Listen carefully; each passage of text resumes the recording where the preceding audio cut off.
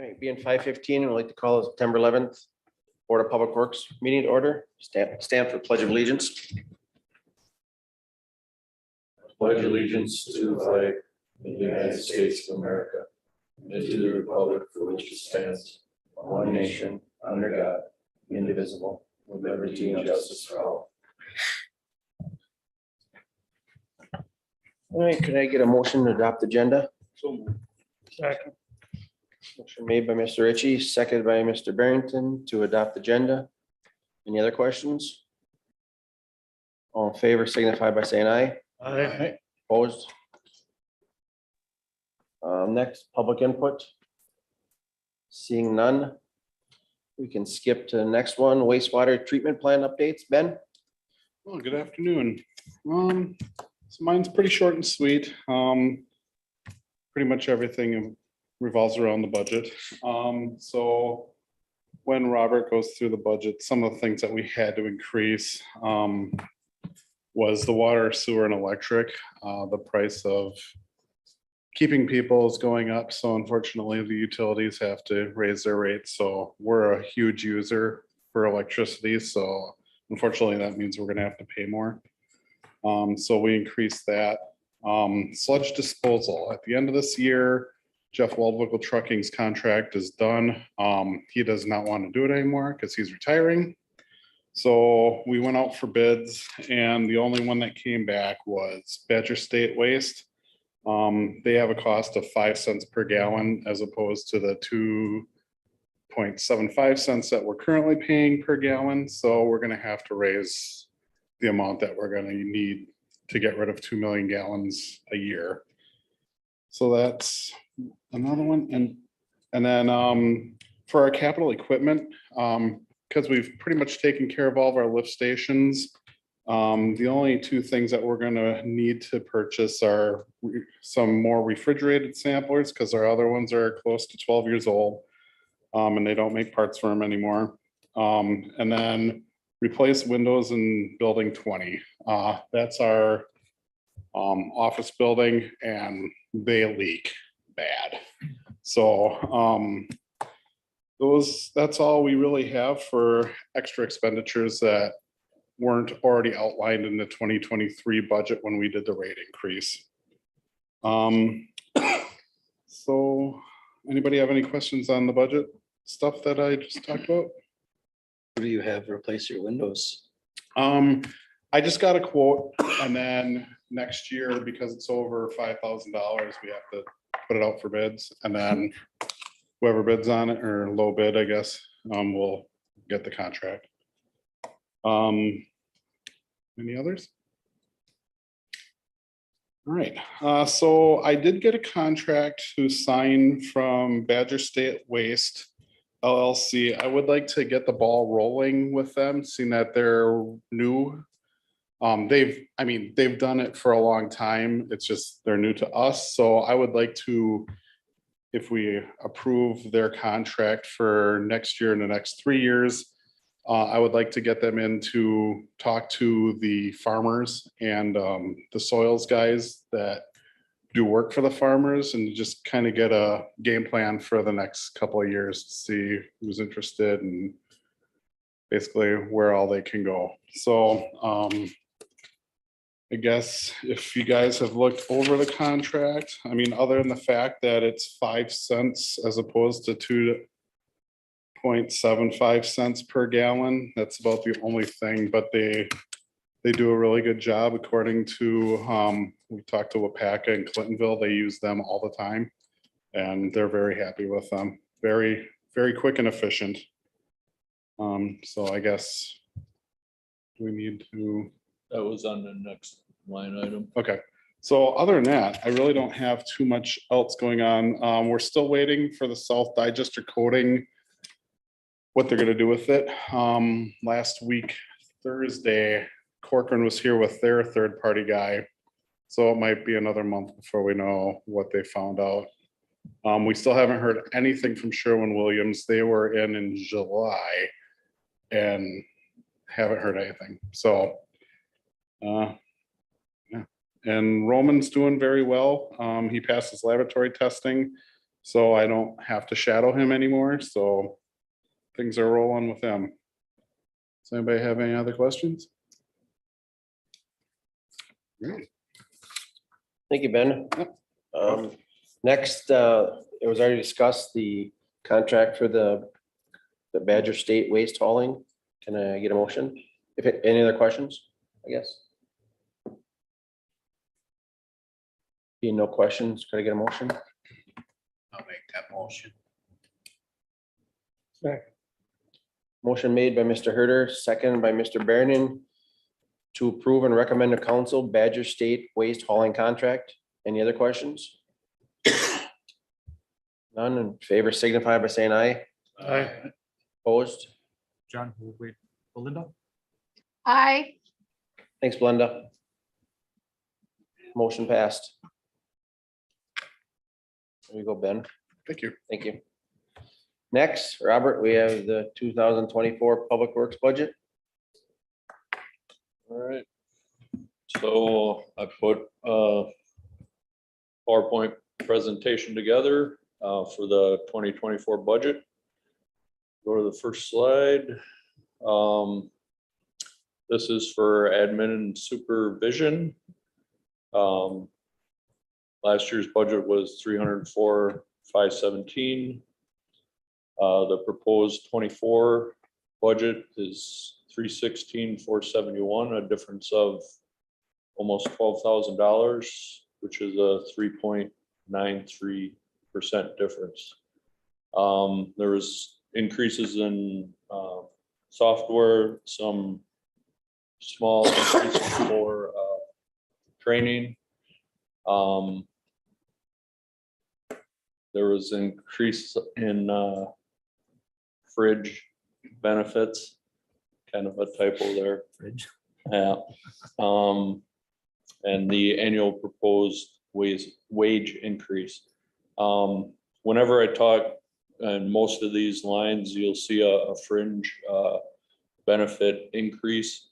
With the shuffling of some of the staff and some of the newer staff taking on different benefits, there's quite a bit of cost difference in somebody opting out of like medical packages versus taking the family plan. So the shuffling of people, it kind of made some differences in each one of these. Does anybody have any questions on this for admin and supervision? Do you have any, what's the difference in increases from previous years, like say from 22 to 23 or any of those other ones with the differences? They've always, last year was hard with me being first on board, and then we were working through that wage increase last year. I believe when I proposed it without those wage increases, it was right around 1.94%. In the past, I would have to look into it as far, I would say, from what I've seen in other panels, it was like around 2.5. I imagine with a guy that they're training there to be an operator, I would imagine that's probably into this to see, because we never had that many operators before. Well, no, this is just for the supervision. So like my role, Luke's role, admin, like Chris, and then the part-time that we hope to get in this year. It wasn't an added position. It just hasn't been filled yet for working in the back and helping out too. All right. So that's what this one is solely for. Okay. Thank you. Yep. So the budget overview for streets. Last year, 833, 872, 24 proposed 886, 251, difference of 52,379, 6.28%.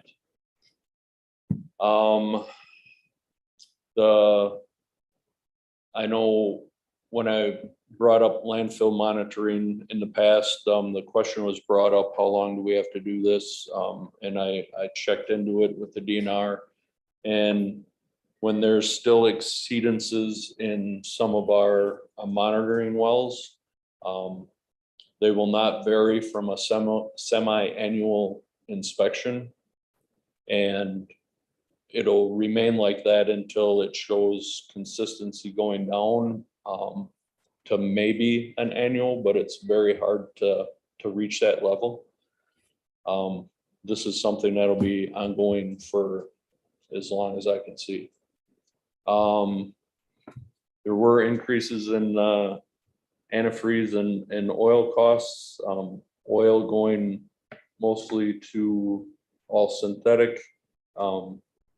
Every new piece of equipment and anything pretty much 2018 that I've seen in the records or above all call for that. So to keep the warranties in check.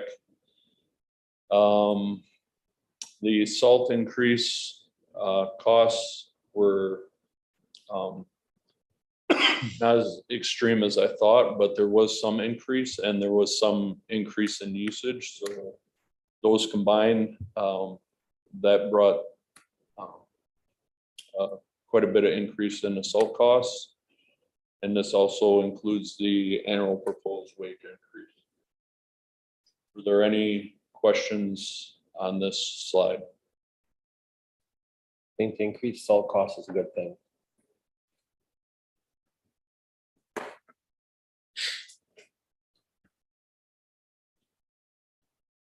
So the budget overview, street budget overall, this is what it looks like with a difference of 64,333 or 5.65% overall.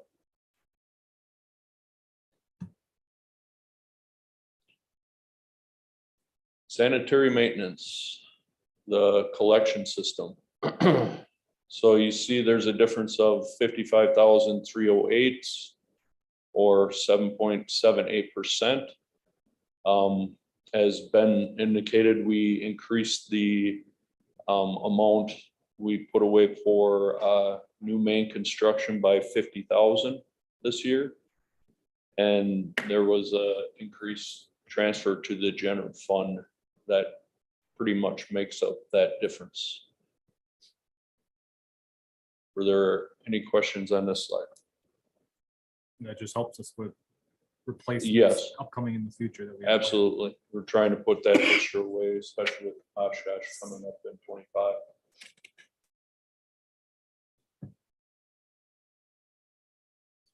And the sewage plants, you see a difference of minus 5.48% or $75,000. The biggest contributor to this was, like Ben talked about, the capital equipment budget was considerably lower for this coming year. So that really helped out with some of the increases we saw with the engineer costs that are coming up for the new plant upgrade, electric and water costs, and sludge disposal. Were there any questions on this other than the fact that I just realized that it says 22 and 23 on the slide? It's 23 and 24. At least it didn't say fridge. But we need a new fridge. So why was there a decrease in the fringe? Did someone jump off? What's that?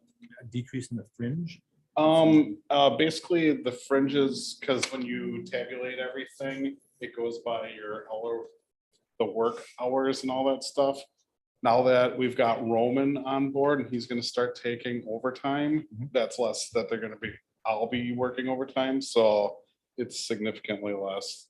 It's between that and last year with bringing that new position on board, we anticipated the amount of them taking the family plan where that wasn't the case with the new hire.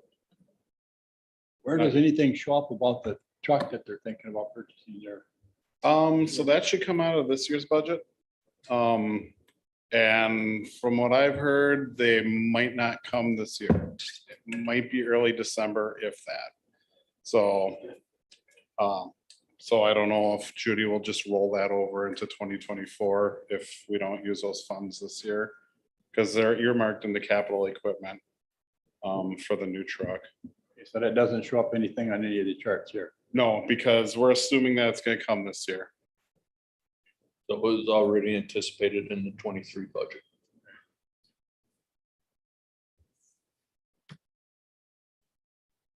Facility maintenance.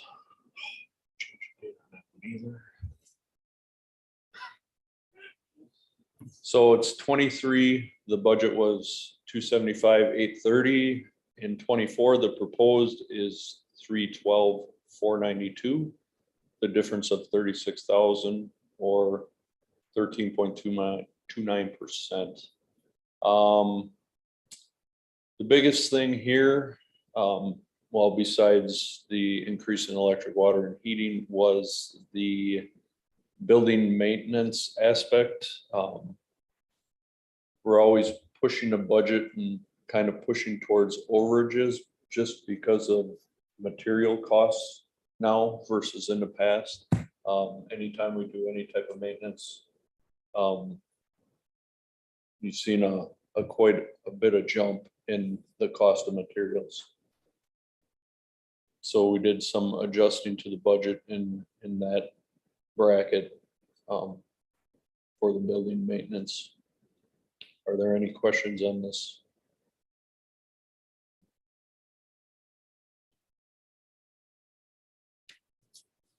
Okay.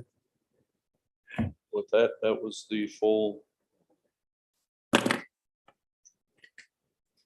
You need a motion on that, Chad? Nope. Nope. Just for feedback and then Rob would take back and obviously. Okay. Our council, it'll probably get massaged even more when everything comes together and Judy starts pushing things around. So this is just the first kick at it. No other questions, Robert? If not, thanks, Robert. Move on to discussion on vacating the portion of the easement or Festival Foods Edition.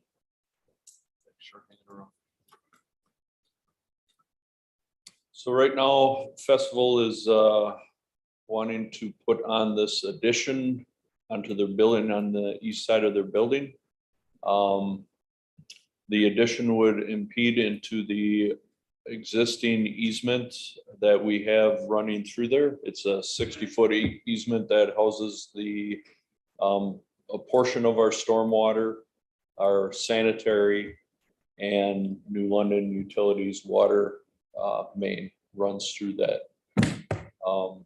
I got together with Jason and we both looked over the plans and the easements, what they want to vacate as far as our easement. Neither of us have an issue with the vacation of this easement, the 17-foot that it would take for them to put on their addition. It doesn't change any of the language or terms that were first described when we obtained that easement going through there. It's more or less so they can put on their addition, stay outside the easement, and maintain code. So for a better picture, that addition is planned right in here. The current building.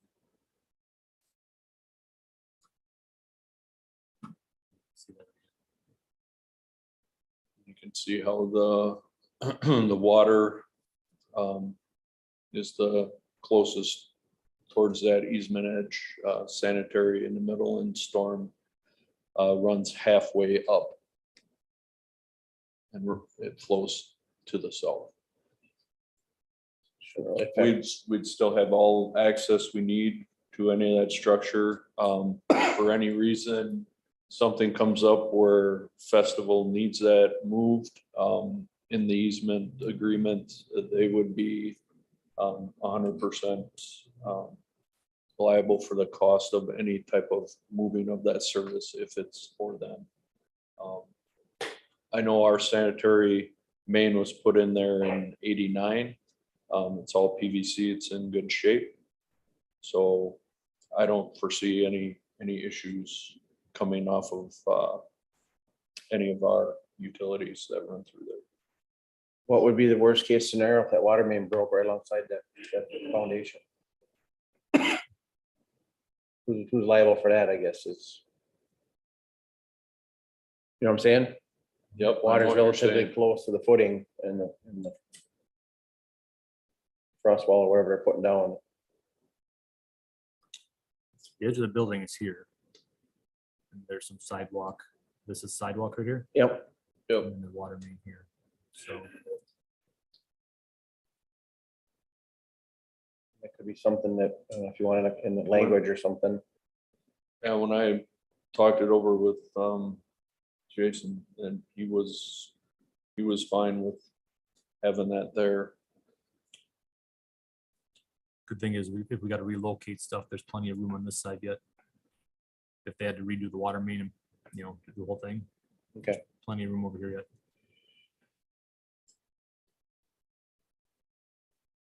Just something I noticed, so.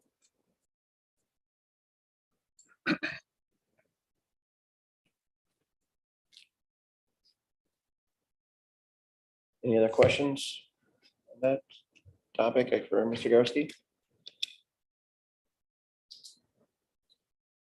If nothing, I guess I would look for a motion on this. I'll second. Motion made by Mr. Barrington, second by Mr. Ritchie, to approve and recommend to council the vacation of a portion of the easement for Festival Foods Edition. Any other discussion? All in favor signify by saying aye. Aye. Aye. Opposed? Motion carried. Moving on to the next one, discussion on the parking fee for overnight parking on city property. Robert? So for this one, we had some discussion on this in the past. As this construction's taking place downtown, and a few property owners have been in discussion about what they want to do above their building. I foresee parking becoming more of an issue for some of these upper units that do not have parking right now. I think it's critical that they have an area to go to. But at the same time, I think it's something that if it's gonna be a designated area on city property, I think there should be some type of fee for being able to park on city property overnight or having a assigned parking spot. I know it's been 24-hour parking in the past, but I just think as things grow and you're taking away these public parking spots for general use, that if they're gonna be assigned in that manner, that there should be some type of fee assigned to it as well.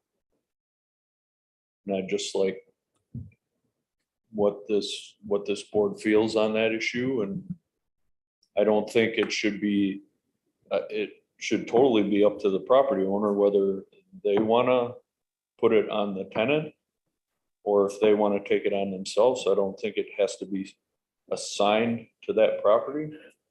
But if there's a resident that is looking for a spot to park and they live down there and they want that opportunity to have a spot, then they should be able to come down and pay for that spot on public property.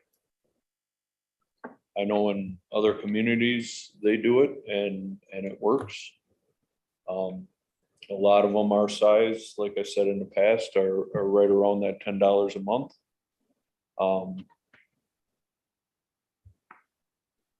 Again, with everything we discussed as far as if you have an assigned spot, then you're talking, sign placement. So they know that that spot's assigned to somebody that has a sticker. And using a sticker system like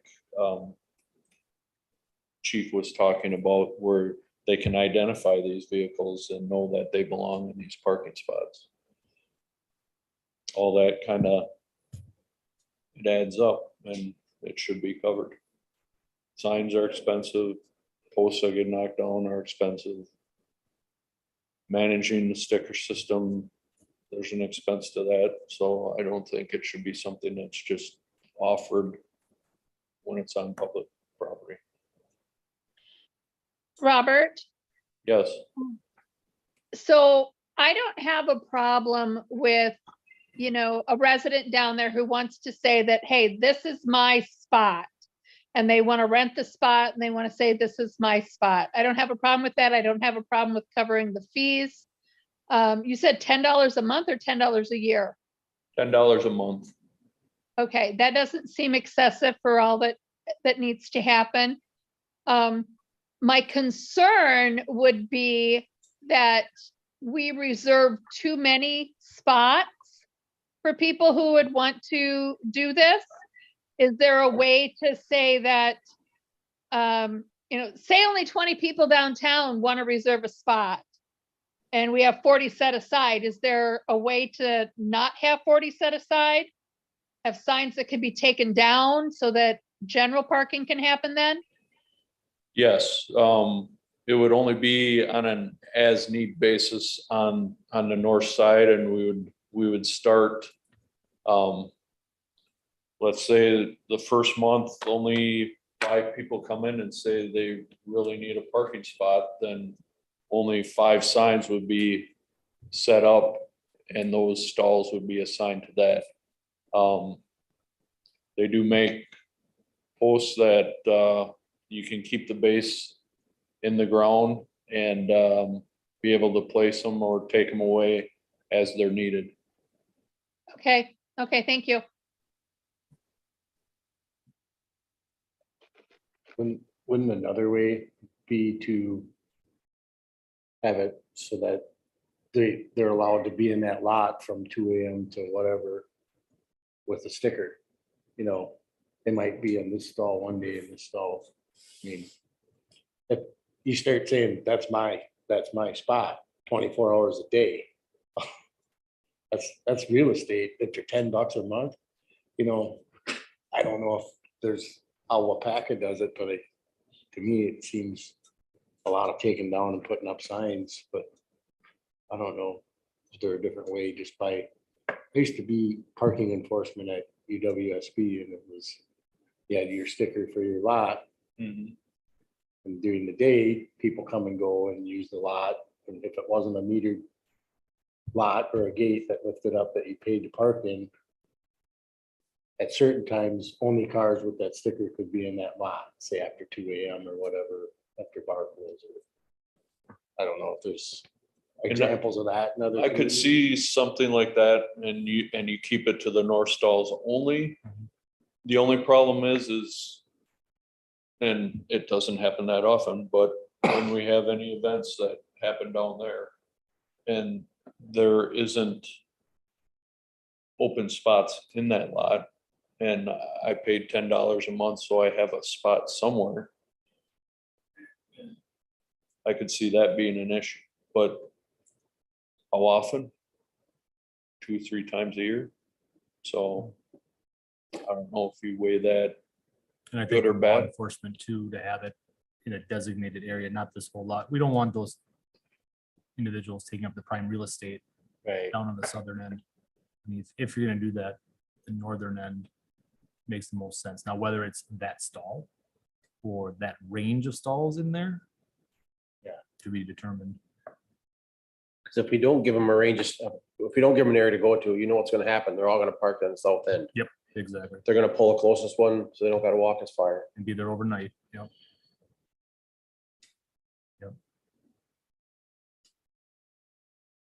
And Yeah. again, Robert and I have talked about this, and I totally agree that, this isn't something, that we push on anybody, that it has to get done. This is something that we offer that, it's for the tenant. If the landlord wants to pay for it to be part of their package, totally to them, but I don't believe this is something we force on anybody. This is just an option to allow it if, if someone wants to take advantage of it.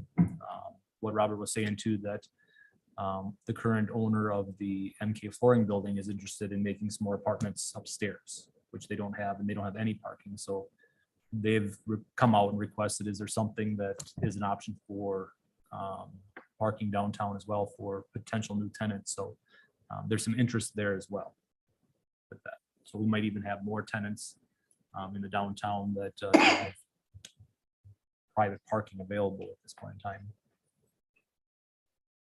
I can see them paying if they're guaranteed a spot. But if you did the other way and there's no guarantee, then I don't think that's a good idea.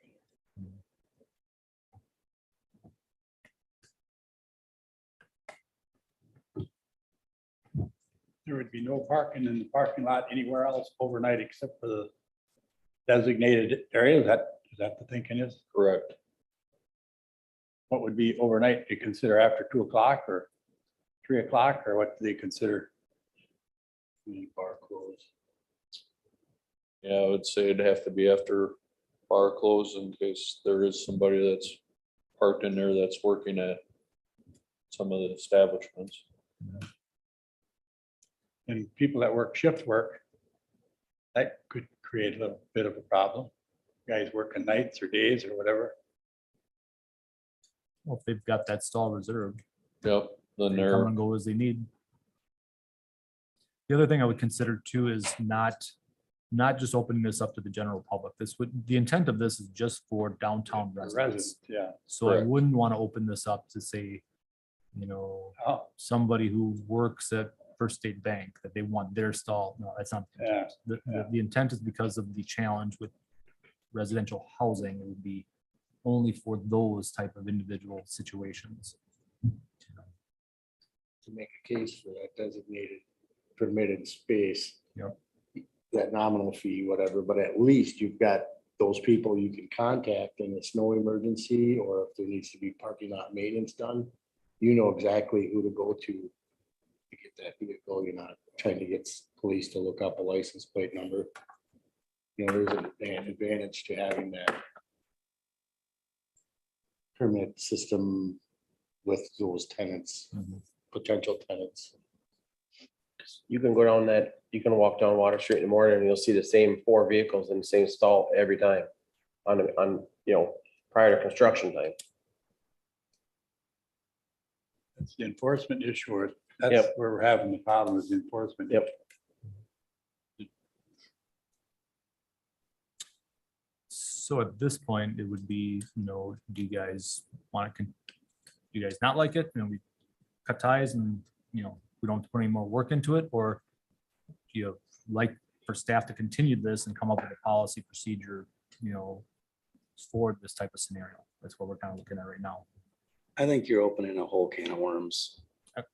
The enforcement is gonna be a huge issue. We can't enforce the 2-hour parking right now. What tenant's gonna wanna pay to park way in the back when they can just park up front? If you do enforce it, okay, how much more man hours are you doing for such a little fee? I mean, say you rent out 10 spots, that's what, a little over $1,000 a year. Who's gonna be taking the fee? I mean, we have so many taxes and fees in this town. We have to get a dog license. How many people have dogs in this town who don't have dog license? I mean, the enforcement's gonna be a big issue. Who's gonna take the fee? Are they just coming down here? Are they paying it online? Are you setting up something for that? So I guess I like that you, to hear that you're putting it on the tenants, because the landlords, there's a lot of people that live downtown because they don't have a vehicle. So they're close to work and groceries and whatever. So there's a lot of them that don't have, so it'd be, if you put it on the landlord like you did with garbage and everything else, it's like a lot of the tenants don't have vehicles, but then there's some tenants that have 3 vehicles. I get that. But like I said, there's gonna be a lot of extra man hours put into this on a yearly basis. I know Barrington's talked about, we're not in the garbage business. Well, are we in the parking business? I mean, I just don't know if it's worth it to put in all that extra for such a little. My feeling is we complain all the time, we don't have parking downtown. Now, I'm trying to do something about this so that we keep stalls open downtown. Now you're saying we don't want. What do the downtown people want? We should not provide parking for every, do you give me a garage at home? Do you give me a parking stall at home? No. So if they're gonna park downtown, they want a spot downtown, they should pay for it. If they're out of there, maybe it's about time we do start enforcing this overnight parking and haul them away. I'm sorry to say, but I hear more complaints about we don't have enough parking downtown. We gotta buy more parking lots. This is one way we can maybe do something to try to.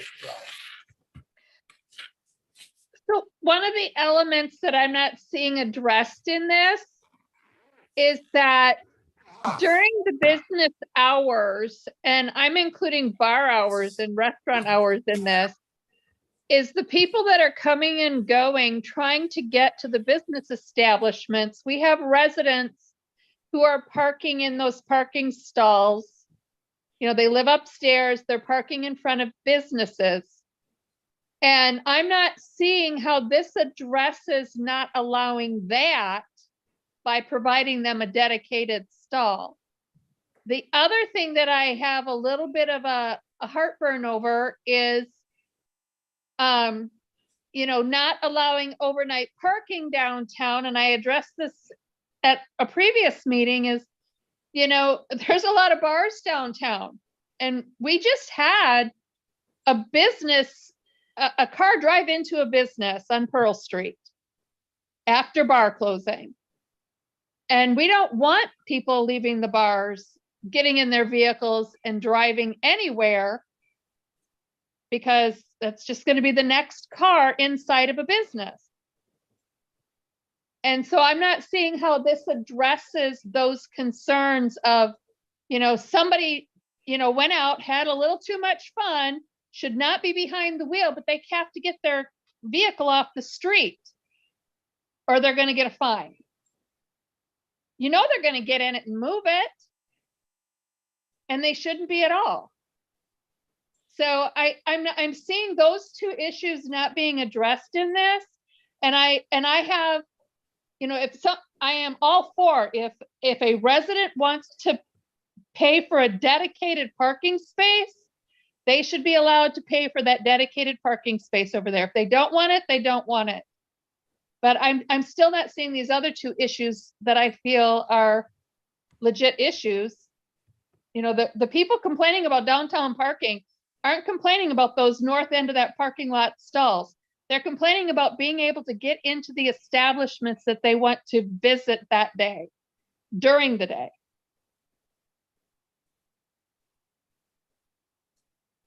But I have to agree with Mr. Barrington that go downtown a lot, you walk down there, you see the same 4 vehicles are there literally 24 hours a day in the same stall. And that's either that business owner or resident up top. And if you force them to get themselves a stall,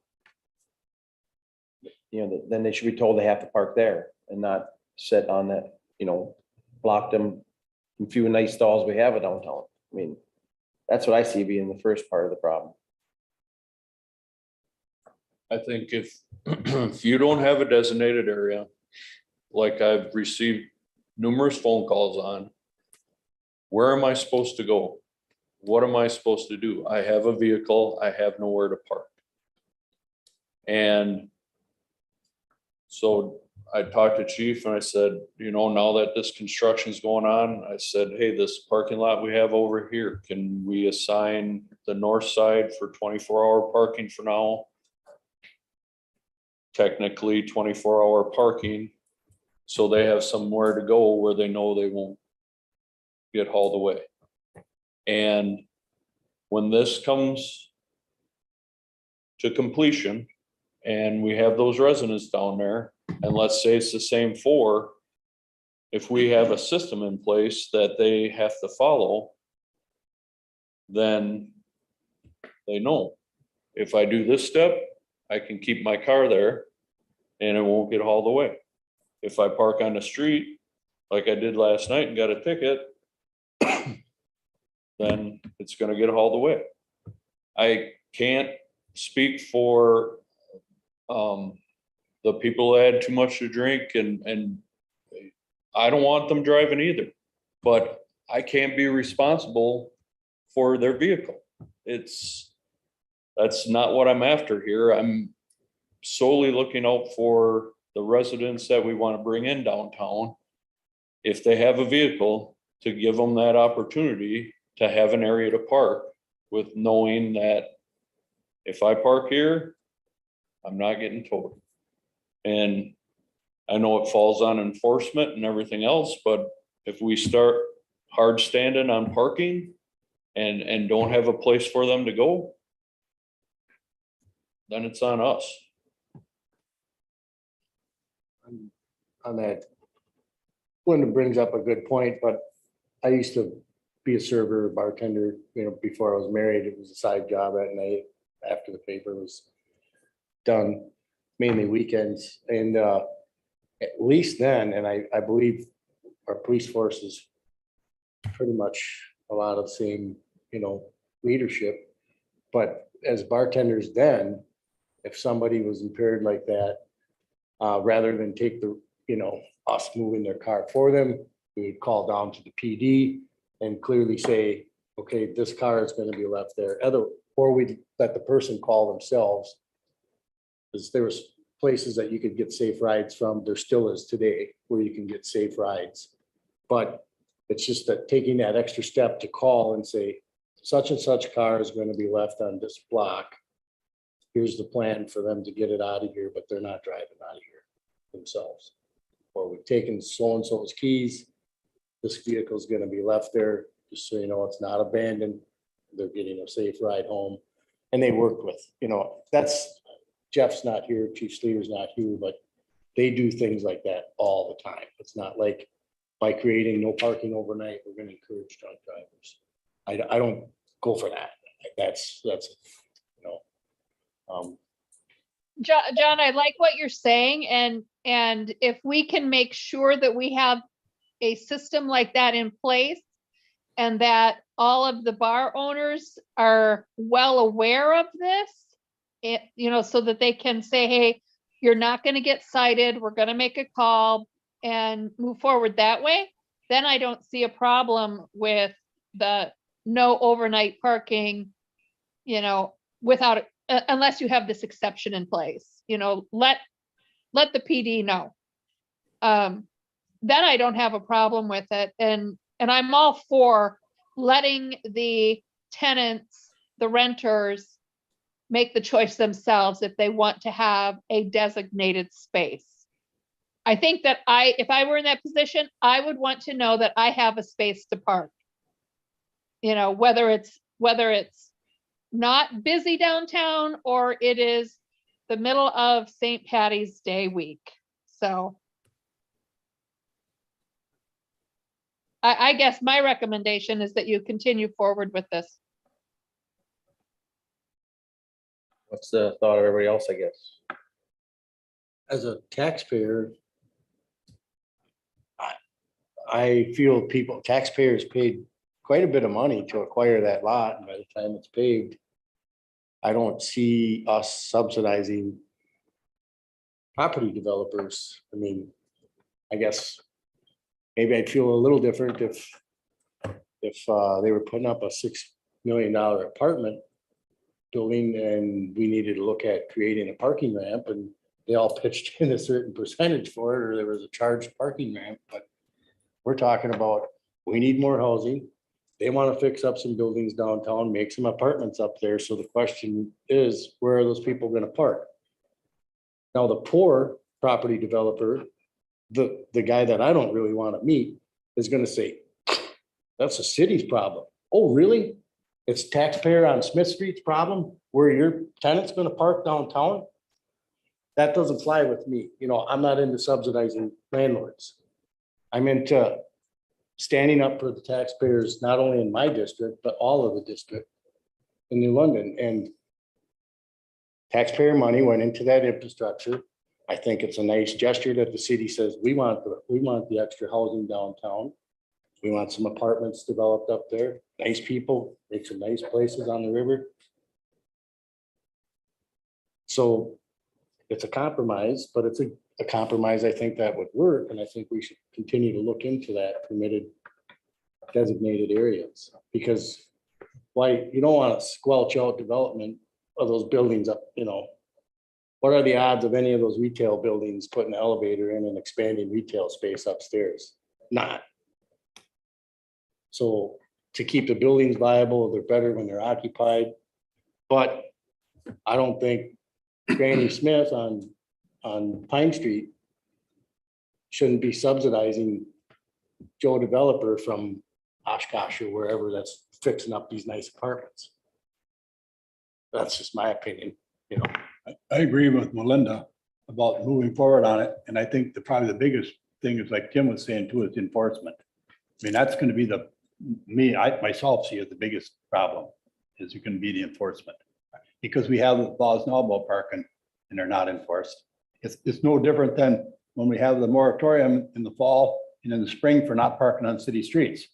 They could be ticketing cars all the time. All you got to do is make a call down to the police department and say, hey, my car's gonna be parked in the street tonight and you're covered. But I think enforcement is gonna be the biggest issue. But I'm in favor of looking at this problem because I think we should have some parking. If cars got a sticker on its window and there's designated parking in the new future of parking downtown, and that car is daily parked in front of a business for 12 hours a day, you're gonna see the sticker on there and you're not just gonna say that one car. Now you're gonna say sticker number 817 isn't really following the rule book here on the designated spots. I can see, yeah, he went grocery shop and had to carry his stuff up, but then he stayed there 12 more hours. Right during prime time, people coming in, getting haircuts and stuff. You know, I mean, we used to have to, when we had 20 employees at the Buyer's Guide and Press Star, we had graphic artists, people that developed pictures. We had all kinds of employees down there. One of the biggest lots on that side of the river, that nice big lot now, there's a garage in there that we had. Employees would often park right in front, like they deserved rock star parking, and we'd have to constantly get on them. Hey, move it. You know, there's a parking lot there. I didn't want to be down by the river, the birds put on my car. You know, you have to enforce stuff like, you have to just be smart about it. If you're a business owner, I mean, ask your employees, unless somebody's got a mobility issue, ask them to, hey, want to leave that spot open? We only got one in front of the place. Some of it's just relearning a new system after the downtown project's done. And now is a good opportunity to get that system in place. And some of it's just a little bit more respect from everyone. You know, that's my take on it. But I think that if you're going to offer that, you should get something to compensate your staff time and your permits and signs. So I think I'm hearing from the general consensus here that we should move forward in this and maybe all brainstorm up our little version of it, and so we can all either contact Robert ahead of time or whether it takes 2 or 3 meetings to figure something out, but think I'm seeing a lot of head nods, so.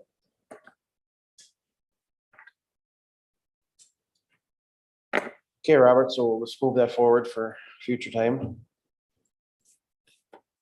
Next, we're gonna talk to council about applying for STP urban grant for Pearl Street. Okay, so you know, in the past, we've applied for this STP urban grant for Pearl Streets twice. Both times we were denied. But with the thought that they have this, as I put in my memo, I anticipated to be significantly greater than in previous program cycles, the amount of funding that goes into this program. I think it would be beneficial if we apply for it again. Knowing that after 24, this whole section north of the river will be complete. We'd still have that section of Pearl that would be left behind for future. And if we have a better opportunity to get this grant this year, which from everything I've seen, we have a better chance. I think the fact that we applied for it twice already, they can see the need, that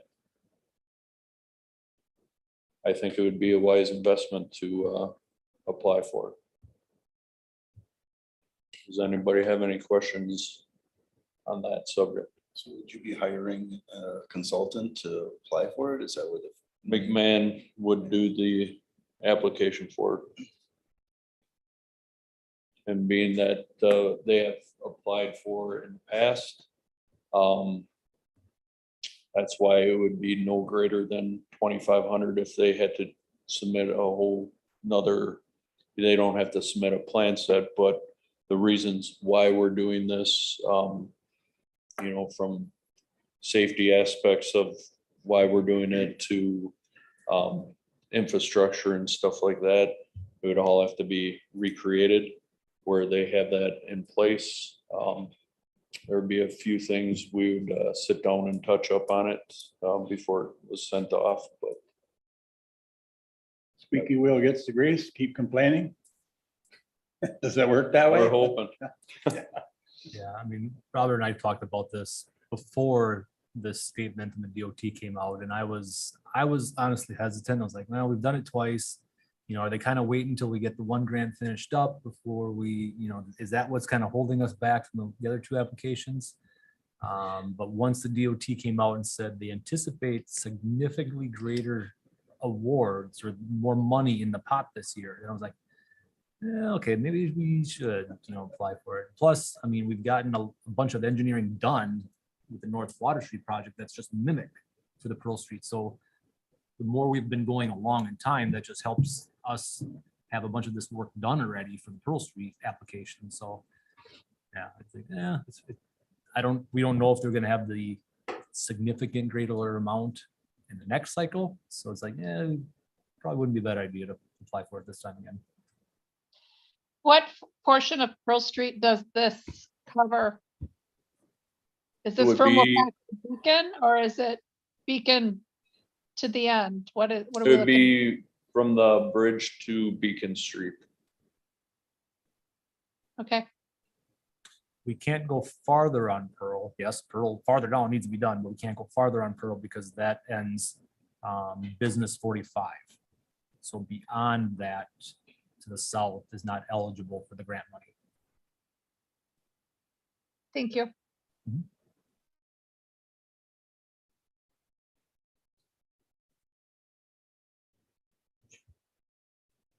Any other discussion on this? Guess I'm looking for a motion. I'll make that one. Second.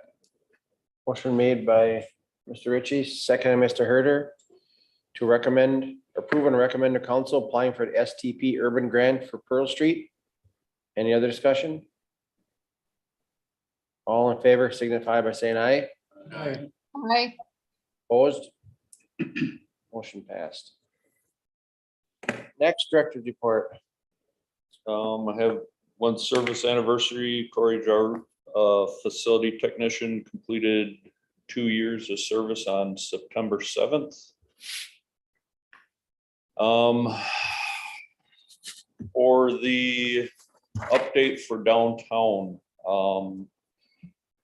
do you have that ready to roll? Okay, It's the Excel document 9823. yes.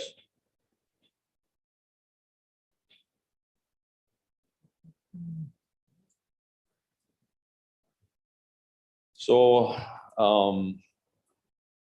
I had some discussion with, McMahon, DeGroot,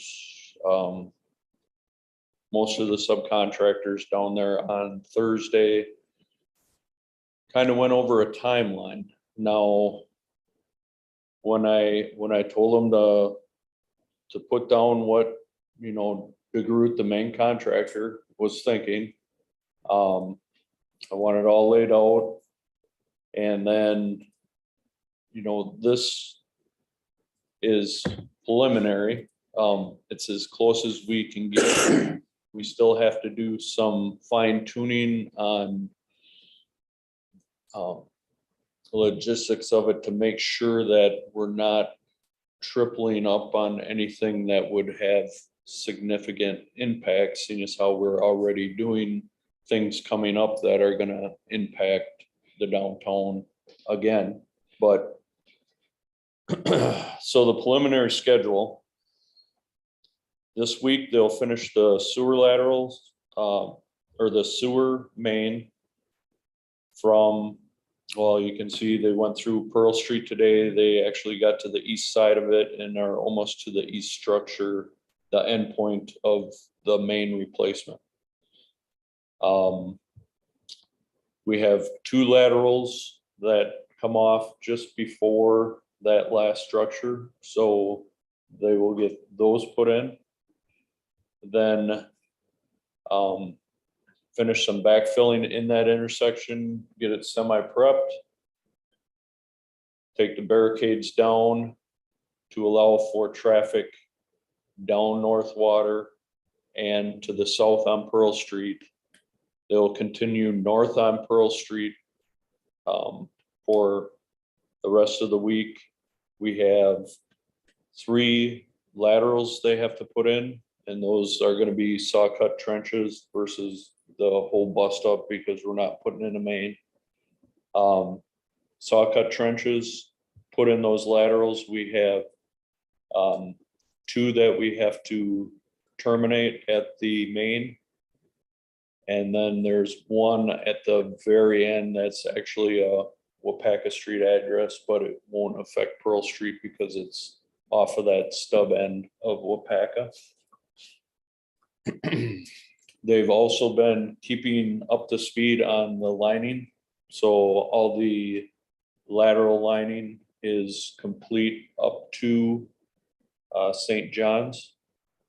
On State Street, they have 1 left to do when they actually install that lateral.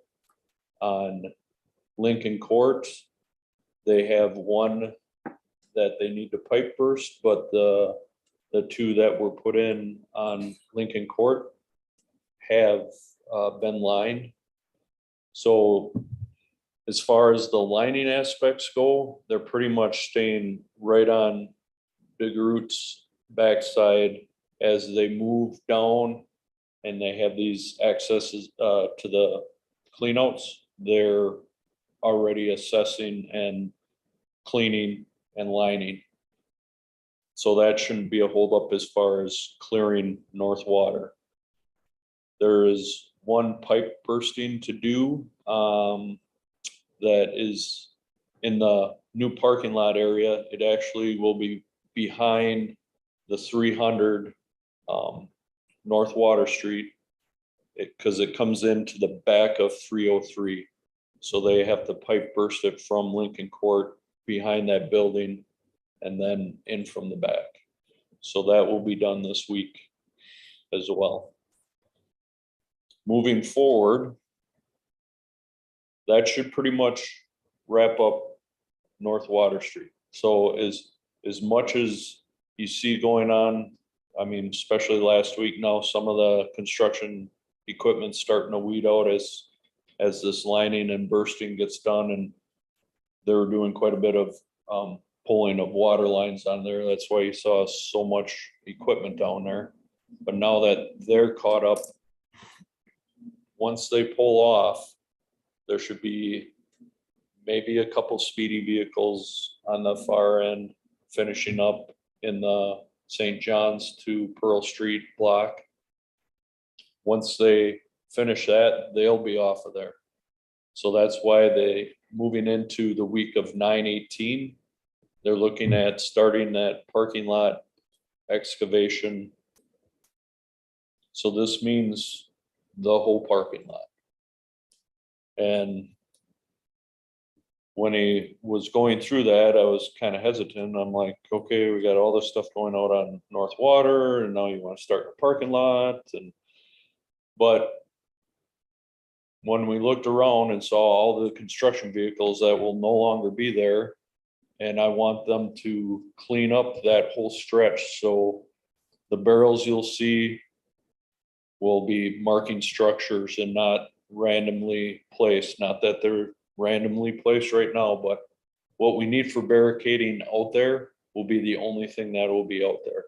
So people will feel more like, hey, it's open, that I can actually park on North Water without having, being in the way of anything. All that construction will be moved more to the north of that. Once they get in that parking lot, probably, like I said, you'll see maybe one or two of the lining crew towards the beginning of next week, and that would be it. Otherwise, it'll have that feeling of being able to go through. So also in that 9/18 week, there'll be, after I just got done saying that, there'll be little construction equipment on that. They will be placing all the temporary concrete along North Water, but there, it's nothing more than a wheeled excavator scraping 2 inches out of all these areas where the sidewalks busted out, and they move right down the line. They'll probably prep 4 or 5, maybe 6, and they'll already have a concrete truck on the way, and they'll be filling them in. These areas that they're filling in by business fronts, where it's actually at an entry point, they'll take and lay down, because it's just temporary. And if it has a little plywood indentation in it, it's not the worst, but at least give people access for like couple hours, 3 hours of cure time, in order to people still get into these businesses. So that'll also be going on the week of 9/18. From there, I won't go all the way out, but the week of 9/25, right now, they're looking at jumping on St. John's to get that water main put in. And at the same time, they would be working on the concrete areas in the parking lot. So the 2 walks along the building, the concrete going out the alleyway, all those areas would be, Summers would be in there doing the concrete work. At the same time, we're on St. John Street. Towards the end of that week, and I still haven't had the opportunity to sit down with MCC yet, but they will be in doing the final lift on Eastridge, that second portion of Eastridge subdivision. And then doing that 1-inch asphalt patch all the way down North Water. So that's slated for right now for the last week of September. Now, everything else is scheduled out, and it shows as a 10, 23, the last week of construction being wrapped up. But instead of going into detail on that October end of it, we'll wait and see what we have for weather and how things plan out in these next couple weeks. And I'll be able to give a better update beginning of October. Does anybody have any questions about the construction? No, this concrete we're putting in that is gonna be permanent. You aren't gonna have to tear that up for conduits for the power next year. The concrete they're putting in the sidewalks on North Water will get tore up. That's why they're only putting in just the bare bones minimum to get us through the winter time. And it was actually cheaper than putting in asphalt in every one of those to seal it up over the winter. We've got to put conduit and stuff in for power next year. Correct. Am I correct? So that whole works will be completely removed.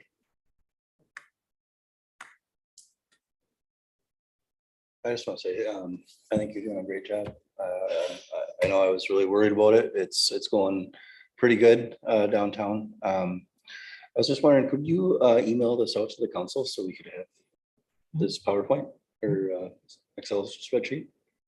Absolutely. But yeah, no, I just want to say, you know, it's been going pretty good. So, Well, thank you. Jeff. Thanks.